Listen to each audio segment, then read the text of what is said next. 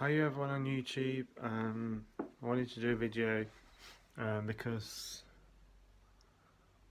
it's looking cloudy out there. Well, I didn't really want to do a video, but I heard the words I should do a video um, from my higher self. Um,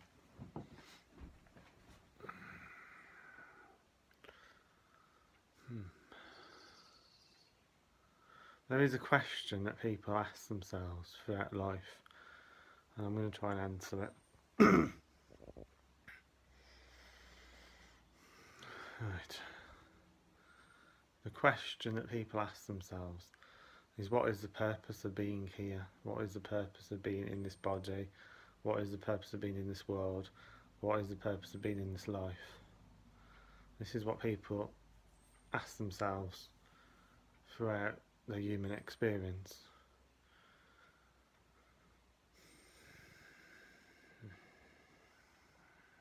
What is the purpose of the humans?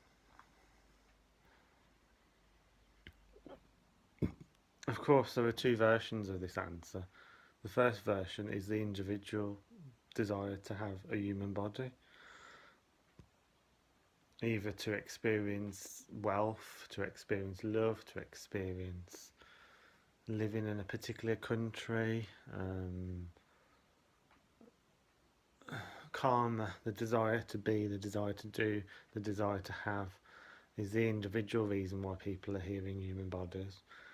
But the universal reason is much higher. The universal reason is the evolution of consciousness.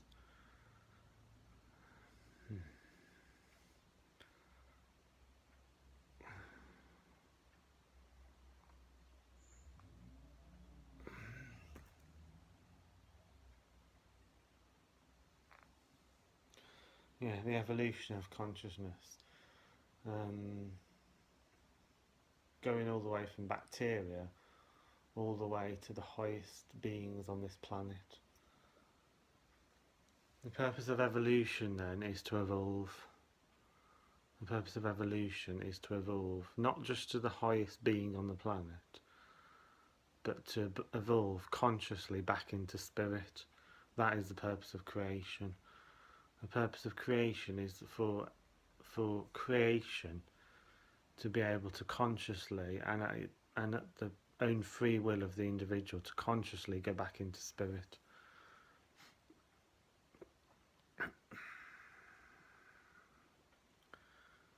Now the mind has the power to do this, but the mind on the surface level of the mind is very weak, and the surface level doesn't have much power at all, much siddhis at all, much energy.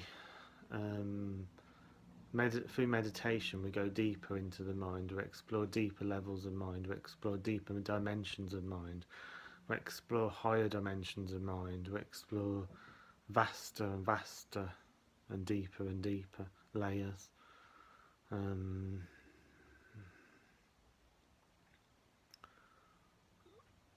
And you do in some degree while you're asleep as well. For instance, when you're asleep you sometimes, or when you doze in, you sometimes have memories of your childhood.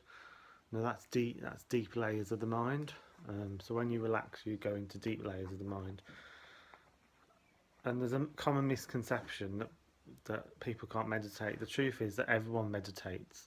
Meditating is exactly the same as daydreaming. It's switching the surface layer of the mind off and going deeper into the mind. So everyone meditates.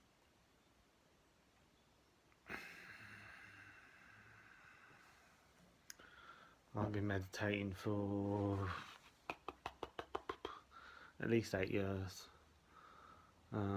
Consciously 8 years, but I used to pray for people when I was a teenager, which is another form of raising the Kundalini energy as well. I might be going a bit too deep with some of these words. The Kundalini is the energy in the spine, it's your spirit, it's your higher self. Your energy, your kundalini, your spirit is lodged at the bottom of your spine. And meditation unlocks the 7 chakras, which allows the spirit to dissolve into higher consciousness, like a drop of water dissolving into the ocean.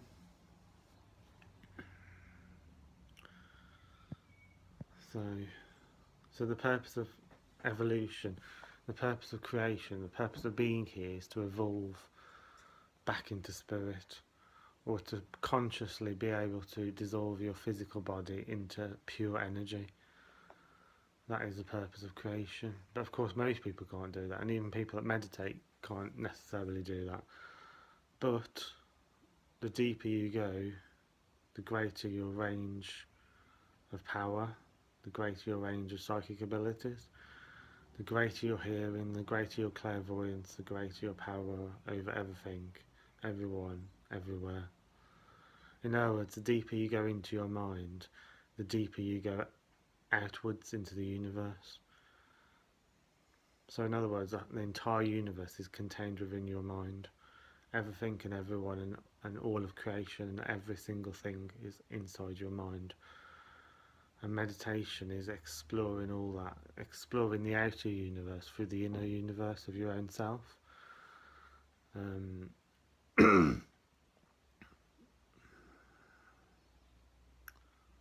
Yeah, that's what meditation is. But it's also, for most people, it's also for finding peace of mind, for finding a calm inner spirit within themselves. Meditation, I tried meditation sitting down, cross-legged, in King's Court. I tried it, and I found it very, very difficult to begin with.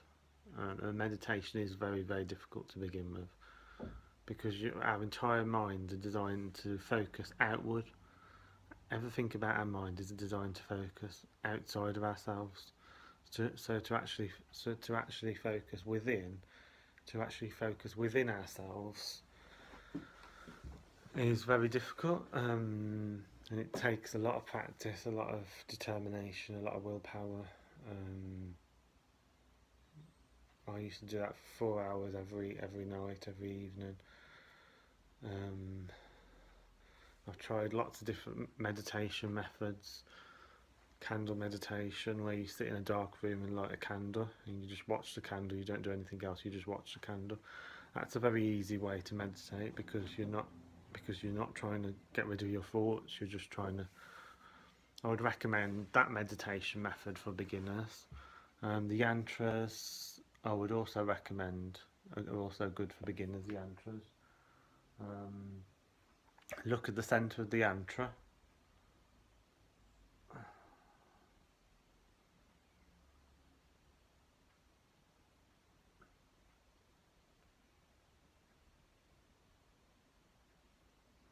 And you will find that your mind, it goes within. As you look at the centre of the yantra, you'll find that your mind goes automatically within itself, which is the black hole within the human mind.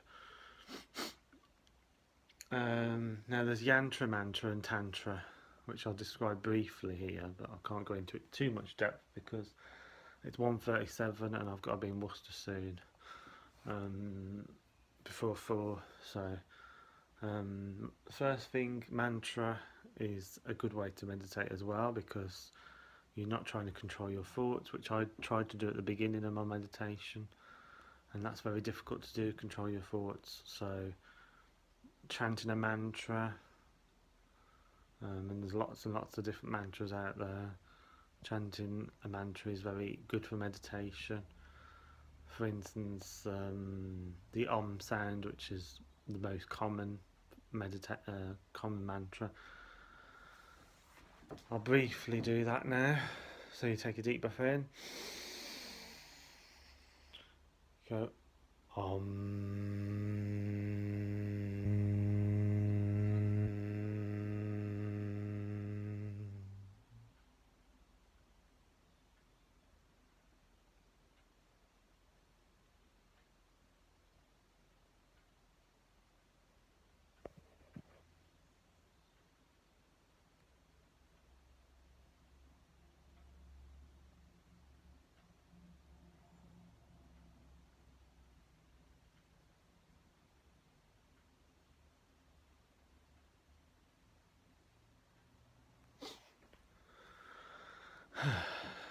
So I had to bring myself out of my samadhi now. So that's one method of meditation, is the mantras, and you can pick any of them. I mean, you don't have to concentrate on just one mantra. The Tantra I used to find really difficult when I first practiced it, but again, with practice, it becomes a piece of cake. With everything you do, practice makes perfect, doesn't it? So meditation is included in that. Tantra is, people seem to think it's about sex. It's not actually about. What it is pushing the sexual energy upwards rather than downwards. So, for instance, when you're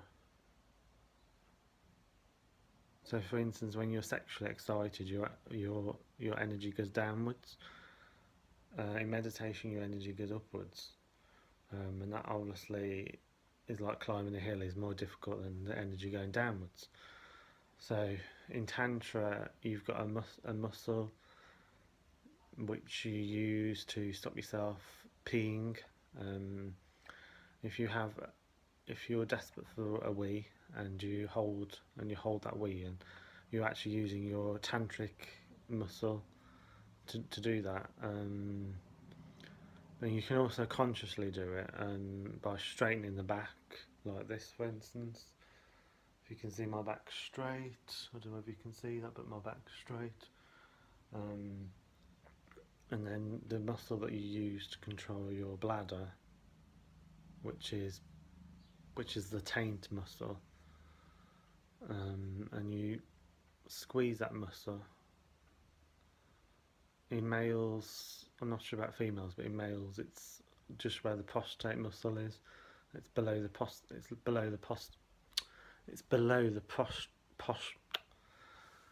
can't even speak. It's below the prostrate muscle, and if you squeeze that muscle, which I'm doing at the moment, I can feel my energy going upwards, which is making it difficult for me to talk.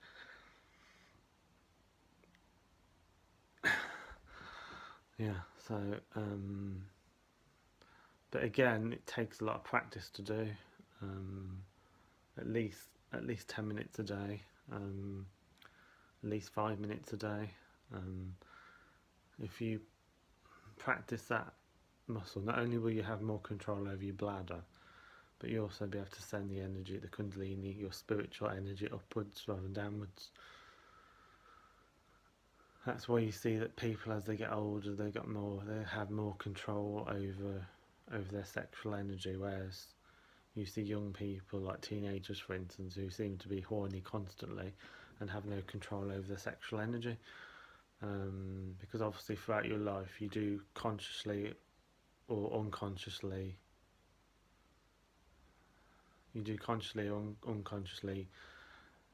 practice tensing that muscle. So I've gone through mantra, I've gone through tantra, now I'm going to go through yantra. Yantra is the physical universe captured within a diagram, a picture, or anything that withdraws the consciousness within to itself.